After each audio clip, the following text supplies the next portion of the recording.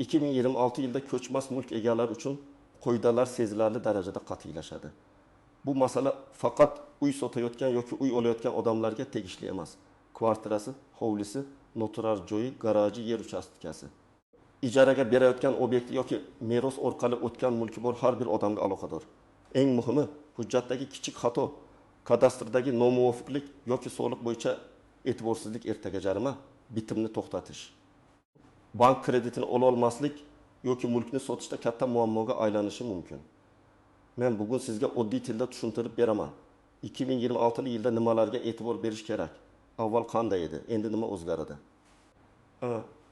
Kimlar xavotir olishi kerak, kimlar esa xotirjam bo'lishi mumkin? Videoni oxirigacha ko'ring. Chunki eng ko'p xatolar aynan meniki hammasi joyida deb o'ylagan mulkdorlarda chiqadi. Hozir kanalga obuna bo'ling. Like bosib qo'ying. Chunki bu ma'lumot sizga yoki yaqinlaringizga pul, vaqt va asabni tejab qolishi mumkin. Avval ko'chmas mulk bilan bog'liq ko'p ishlar amalda hujjatlar to'plami orqali yuritilar edi.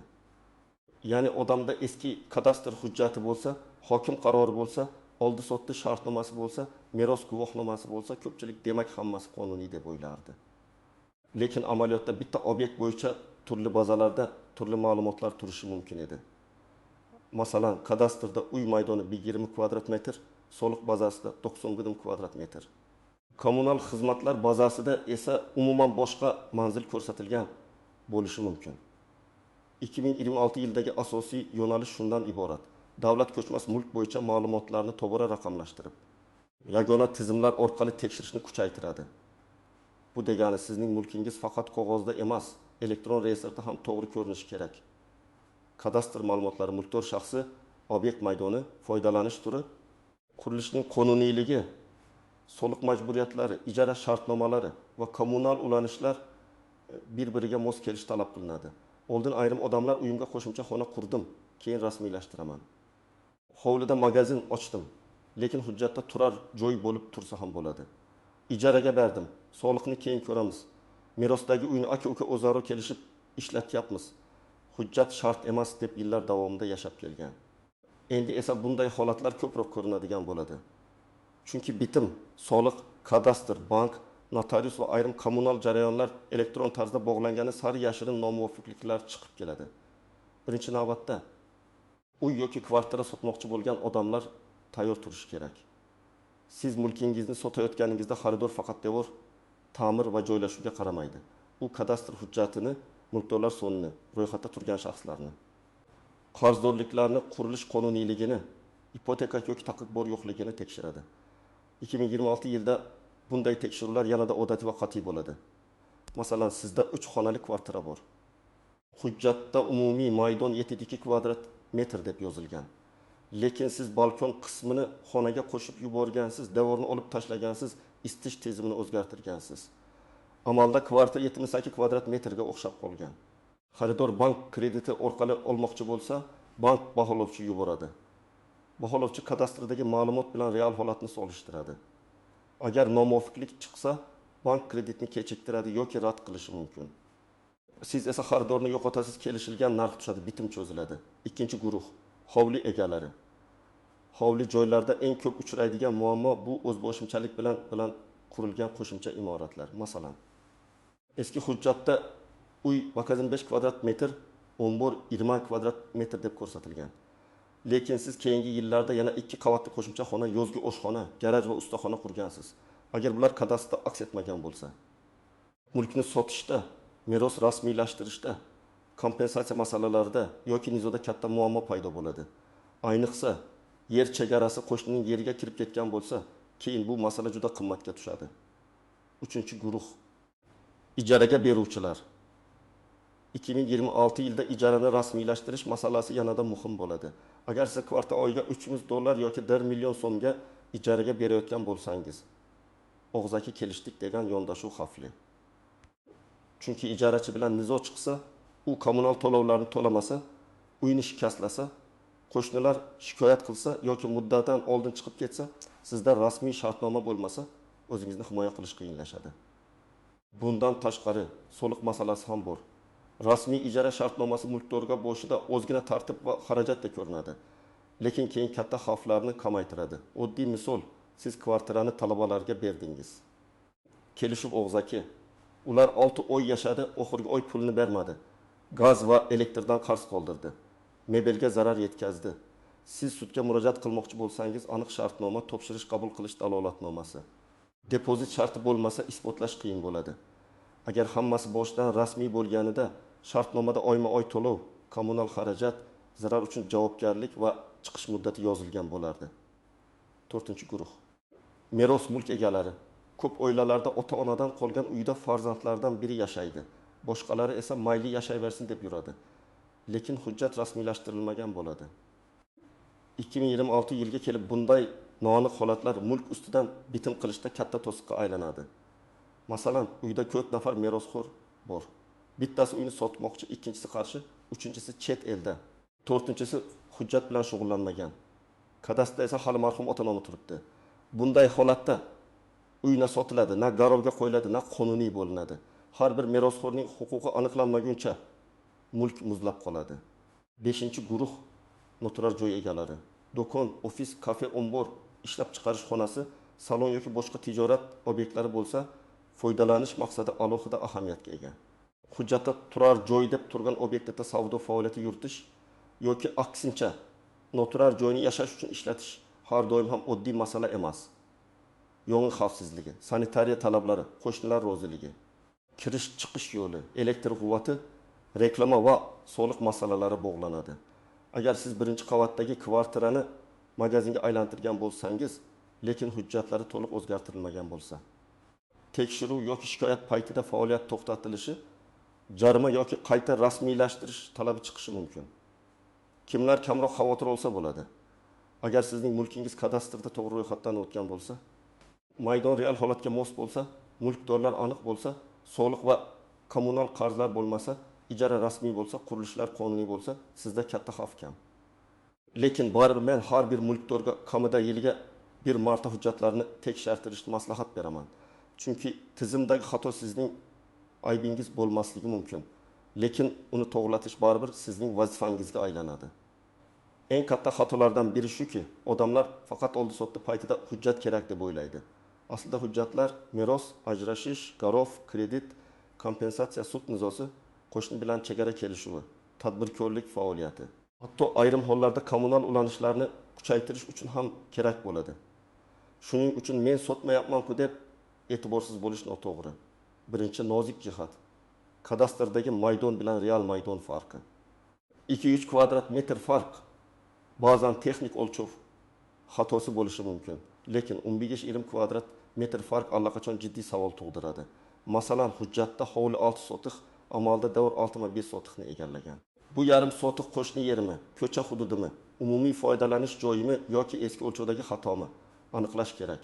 Agar ertaga yo'l kengaytirilsa yoki qo'shni yerini sotmoqchi bo'lsa, nizo chiqadi.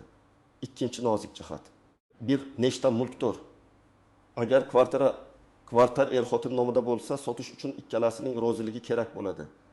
Agar nikoh davrida olingan mulk faqat bir kishining nomida bo'lsa ham, u umumiy mulk sifatida ko'rilishi mumkin. Masalan, 2020 yilda kvartira sotib oldi. Hujjat faqat uning nomida. 2026 yilda sotmoqchi. Lekin kvartira nikoh davrida olingan bo'lsa, turmush o'rtog'ining roziligi masalasi chiqadi. Agar bu e'tiborga olinmasa, keyinchalik bitim ustidan da'vo bo'lishi mumkin.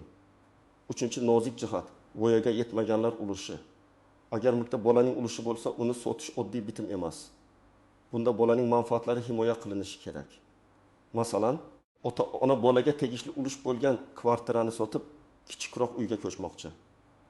Davlat organlari bola sharoiti yomonlashmayaptimi, ulush yo'qolmayaptimi, yangi mulkda bolaga tegishli qism ajratiladimi? Shuni tekshirishi mumkin. Bu vaqt oladi va oldindan tayyorgarlik talab qiladi. 4-nozik jihat, soliq bahosi va bozor narxi. Ko'p odamlar shartnomada narxni past ko'rsatish orqali xarajatni kamaytirmoqchi bo'ladi. Lekin bu xavfli.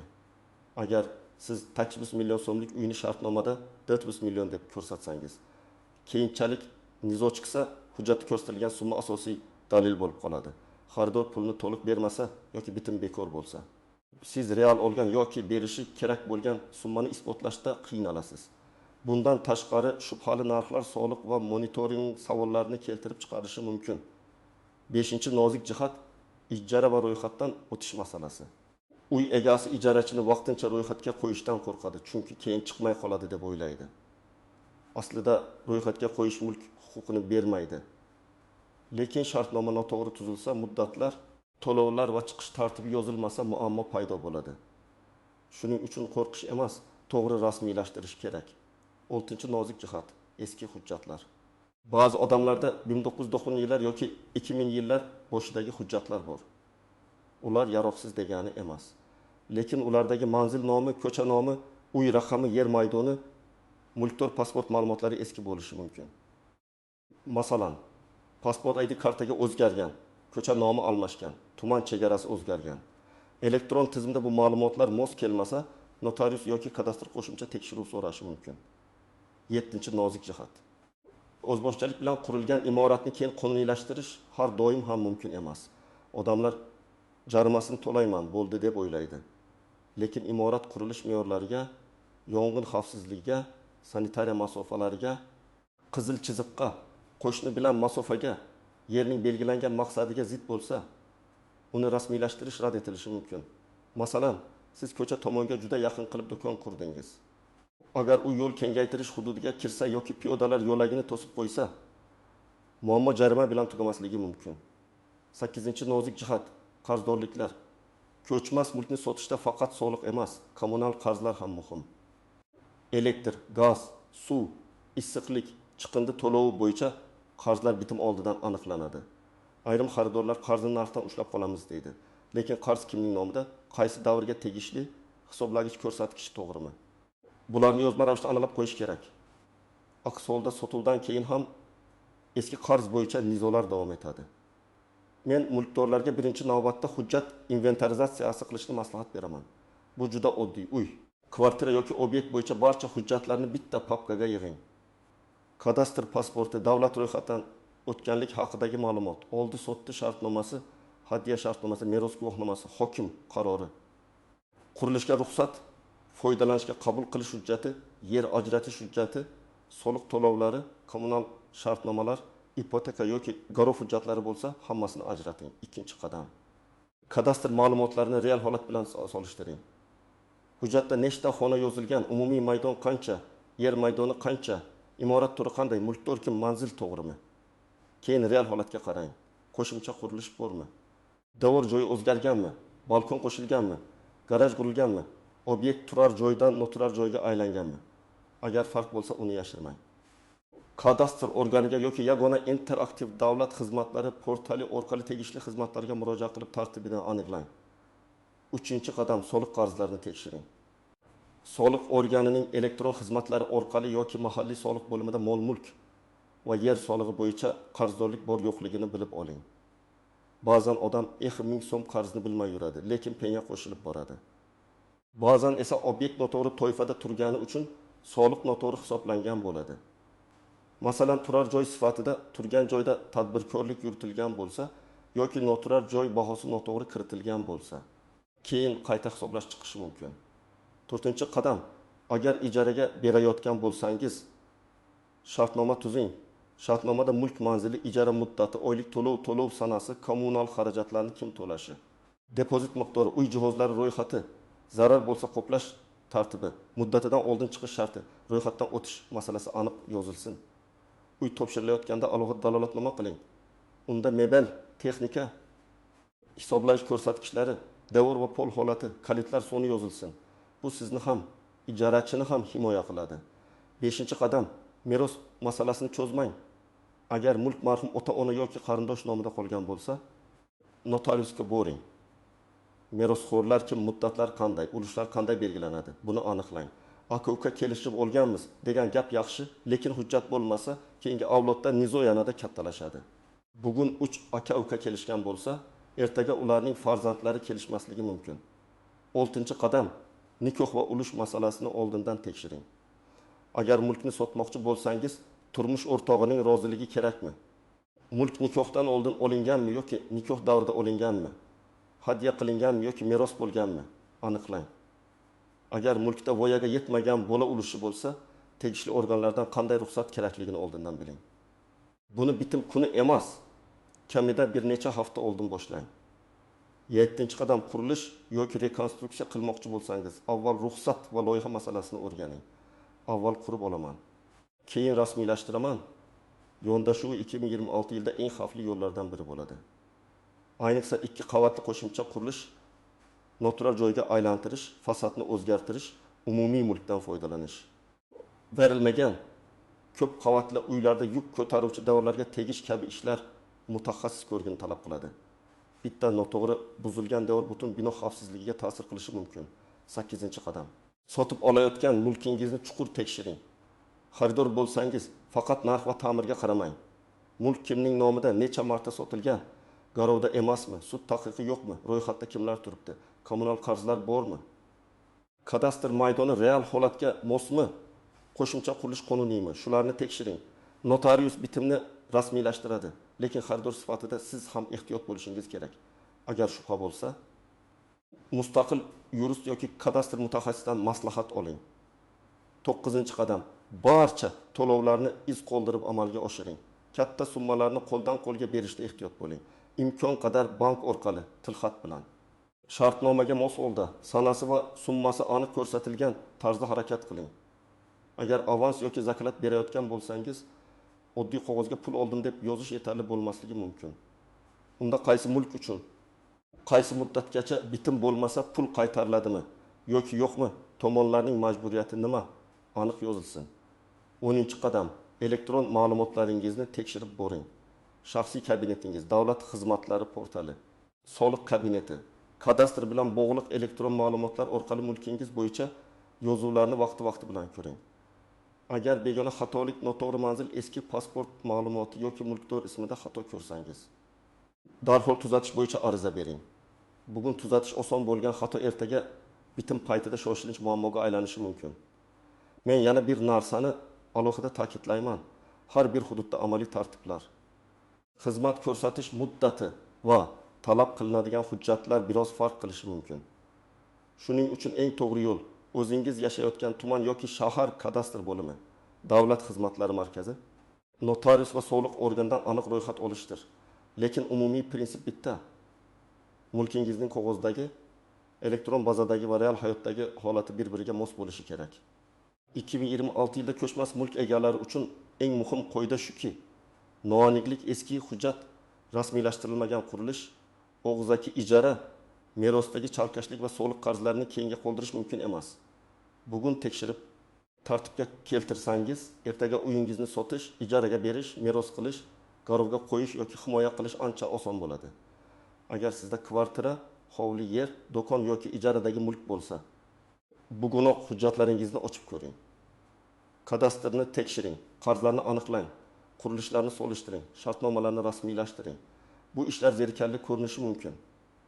Lekin ko'chmas mulk odatda oilaning eng katta boyligi. Uni hujjatdagi xato sabab xavf ostiga qo'yish kerak emas. Sizda bu mavzu bo'yicha qanday savol bor? Uyingizda kadastr, ijara, meros yoki soliq bilan bog'liq muammo bo'lganmi? Fikringizni izohlarda yozib qoldiring. Video foydali bo'lgan bo'lsa, like bosing, yaqinlaringizga yuboring va kanalga obuna bo'ling. Keyingi videolarda ko'chmas mulkni sotib olishda aldanmaslik, ijara shartnomasini to'g'ri tuzish va kadastrdagi xatolarni tuzatish bo'yicha alohida amaliy qo'llanmalar beraman.